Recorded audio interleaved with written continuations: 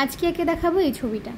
তার জন্য আমাদের তিনটে জিনিস মাথায় রাখতে হবে, ডার্ক, মিড টোন আর লাইট।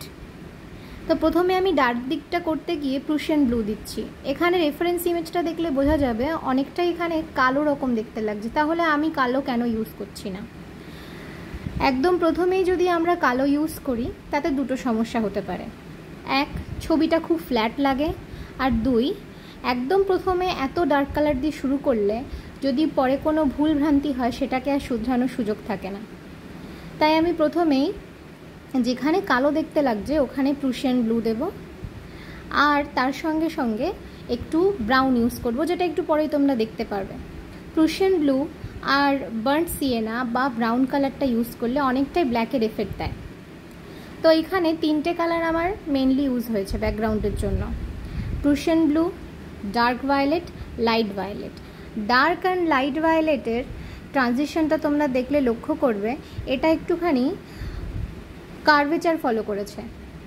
কীরকম কার্ভেচার? প্রদীপটার যেরকম কার্ভেচার আছে সেরকম। যে কোনো জিনিসের শেডিং রিয়েলিস্টিক দেখাতে গেলে তোমাকে সবসময় তোমার মেন অবজেক্টটার কার্ভেচারটাকে ফলো করতে হবে। এবার আমি আঙুলের সাহায্যে ব্লেন্ড করছি, কারণ ডমসের অয়েল প্যাস্টেল খুবই সফট। এক্ষেত্রে দেখো একদম ডার্ক জায়গাটায় আমি একটা আঙুল ইউজ করছি, আর একদম লাইটের যে পার্টটা তাতে আমি আরেকটা আঙুল ইউজ করছি। একই আঙুল ইউজ করে যদি আমি ডার্ক অ্যান্ড লাইট দুটো জায়গায় ব্লেন্ড করি তাহলে সেক্ষেত্রে দুটো কালার মিক্স হয়ে আমাদের এত খাটনি সব বেকার চলে যাবে। আর একদম আউটলাইনের পাশাপাশি জায়গাগুলোতে একটা ব্লেন্ডিং স্টাম্প বা তোমরা কিউটিপ ইউজ করতে পারো। এবারে আসি প্রদীপের ভেতরটা। প্রদীপের ভেতরটা বাইরে থেকে দেখবে অনেকটাই হালকা রং রয়েছে। বাঁ দিকটা রয়েছে লাইট ব্লু, ডান দিকটা রয়েছে ওই ব্রাউনের সাথে একটু ডিপ ইয়েলো। এই দুটো রঙকে ভালো করে ব্লেন্ড করার পরে আমি সাদা দিয়ে মাঝের পোর্শনটা ব্লেন্ড করব। এবার এখানে আমি সাদা কেন দিলাম? সাদা দেওয়ার কারণ হচ্ছে প্রদীপটা যে আগুনের শিখাটা জ্বলছে ওই আগুনের জন্য ভেতরটা একটু লাইট লাগছে, আর যে আউটার কার্ভেচারটা আছে সেখানে আমি সাদা দিয়ে ভালো করে ব্লেন্ড করে দিয়েছি। তার কারণ হচ্ছে ওটা একটু ব্লারি এফেক্ট দেয়।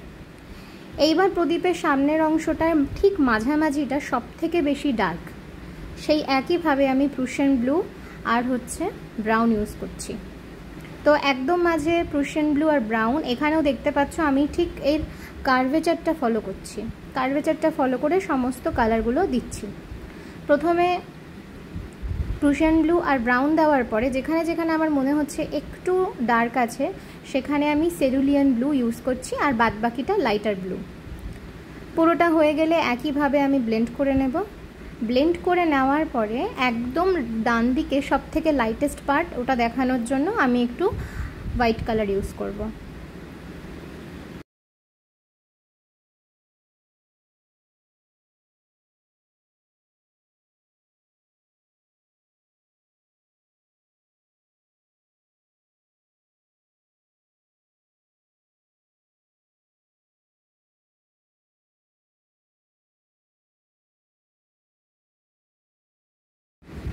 এবার এই পাশের জন্য প্রথমে অরেঞ্জ, তারপরে হচ্ছে পার্মানেন্ট ডিপ ইয়েলো, এই দুটো রং লাগবে। এখানেও সেম পদ্ধতিতে আমি আঙুল দিয়ে ঘষে ব্লেন্ড করে নেব।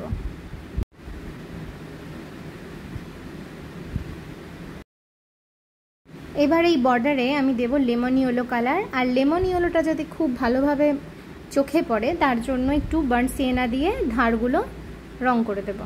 আগুনের শিখাটা করার জন্য Prussian blue, permanent deep yellow আর একটু হোয়াইট লেগেছে। এইবার নিচের অংশটা খুবই গুরুত্বপূর্ণ। আগুনের শিখাটা ঠিক কতটা ছায়া ফেলেছে সেটার একটা মোটামুটি দাগ আমি দিয়ে নিলাম।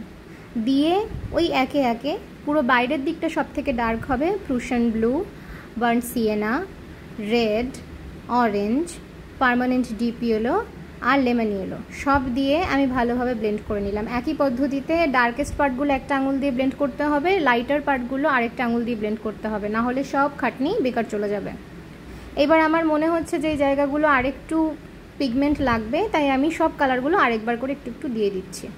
মাঝখানের অংশটুকু একদম লাইট বোঝানোর জন্য কোনো একটা শার্প কিছু নিয়ে, সেটা ব্লেড হতে পারে, সিজার হতে পারে, বা হচ্ছে তোমার নখও হতে পারে, দিয়ে একটুখানি ওখান থেকে কালার তুলে একটু সাদা ঘষে নিলেই ওখানটা বেশ লাইট হয়ে যাবে। এবার আমি ব্যবহার করব কালো। এবার এখানে কালোটা দেখো খুব সামান্য পরিমাণেই ব্যবহার করতে হবে, আর যেখানে খুব খুব ডার্ক লাগছে শুধু ওইটুকুনি জায়গা, বেশি দরকার নেই। আর আমি এখানে ব্লেন্ডিং স্টাম্প দিয়ে ব্লেন্ড করব।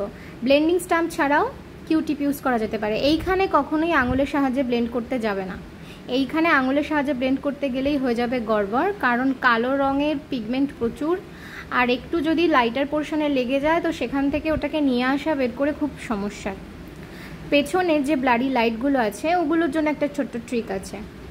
প্রথমে আউটলাইনিং করে সাদা দিয়ে একটু হালকা করে রং করে নিয়ে ওটাকে ব্লেন্ড করে দেবে। আঙুলের সাহায্যেও করতে পারো, আমি এখানে কিউটিপ ইউজ করেছি কারণ আমার হাতে রং ভর্তি ছিল। এইবারে যে ক্রস সেকশনগুলো আছে, মানে একটা গোল আর একটা গোলের মাঝখানটায় যে ইন্টারসেকশনটা আছে ওইখানটা একটু বেশি করে ডিপ করে করলেই ব্যাস এই পেছনের ব্লারি এফেক্টটা হয়ে যাবে। জানিও টিউটোরিয়ালটা কেমন লাগলো, দেখা হবে পরের ভিডিওতে।